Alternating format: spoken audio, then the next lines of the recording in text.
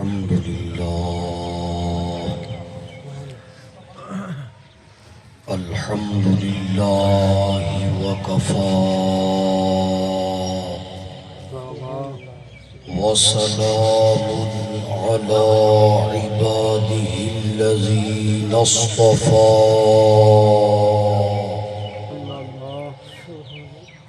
خصوصا على سيد ولد آدم وخاتم الأنبياء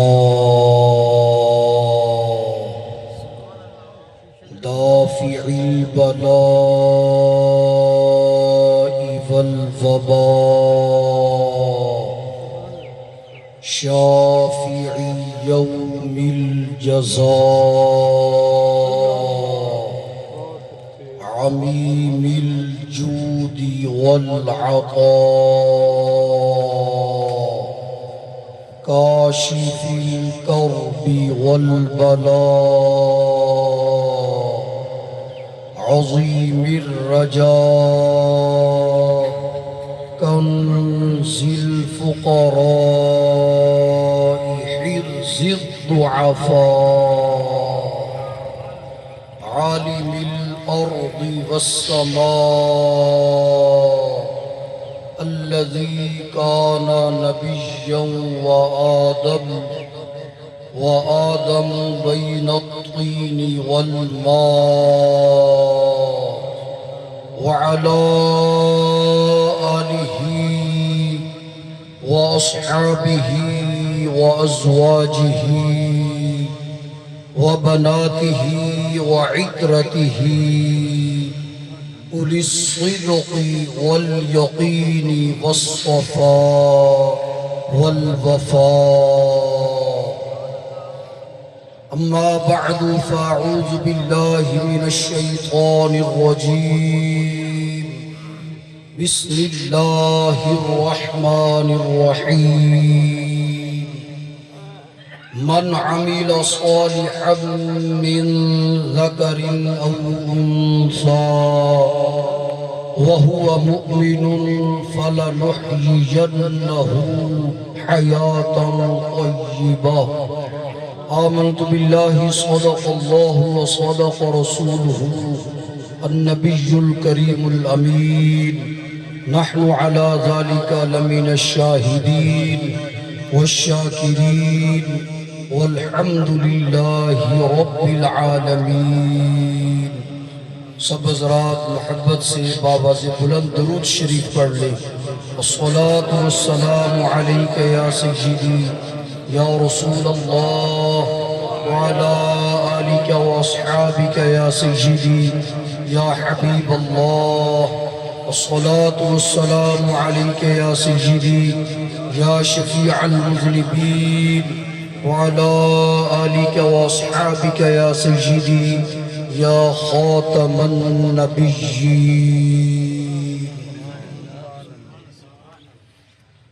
حمد و صلاة کے بعد نہایت ہی واجب الاحترام معزز و محتشم علماء کرام قراء حضرات نعت خوانان شیریں لسان قابل قدر عاشقان مصطفیٰ صلی اللہ علیہ وآلہ واصحابہ وبارک وسلم.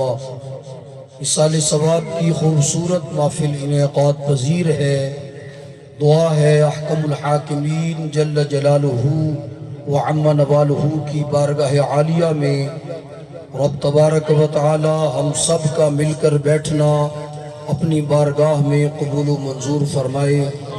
اللہ تبارک و تعالی ہمیں ہمارے گناہوں کی معافی عطا فرمائے اور ہماری دعا کو قبول و منظور فرماتے ہوئے جس مرحوم حاجی محمد رمضان صاحب کے لیے انتظام کیا گیا اللہ تبارک و تعالی اس کی زندگی کے صغائر کبائر معاف فرما کر جنت الفردوس میں اعلیٰ مقام عطا فرمائے. پسماندگان کو صبر جمیل بر اجر عظیم عطا فرمائے. حضرات محترم، میں نے مختصر الفاظ تلاوت کرنے کا شرف حاصل کیا. جن میں رب تبارک و تعالی نے حضور علیہ الصلوۃ والسلام کے غلاموں کو اپنے ایک خاص انعام کا ذکر ارشاد فرمایا۔ اور یاد رکھیں قرآن شریف کے اندر جتنے بھی مقامات ایسے ہیں کہ جن میں اللہ تعالیٰ نے فوز، فلاح، کامرانی، کامیابی اور نجات اخروی کا تذکرہ فرمایا، وہ تمام مقامات صرف اور صرف اہل ایمان کے لیے ہی ہیں۔ یہ رب تبارک و تعالیٰ کی مرضی ہے، اس مالک کا انداز ہے کہ کبھی آیت کی ابتدا کے اندر اہل ایمان کا ذکر فرما دیا جاتا ہے، جیسا کہ یا ایہا الذین آمنو کئی مقامات تلاوت کیے جا سکتے ہیں۔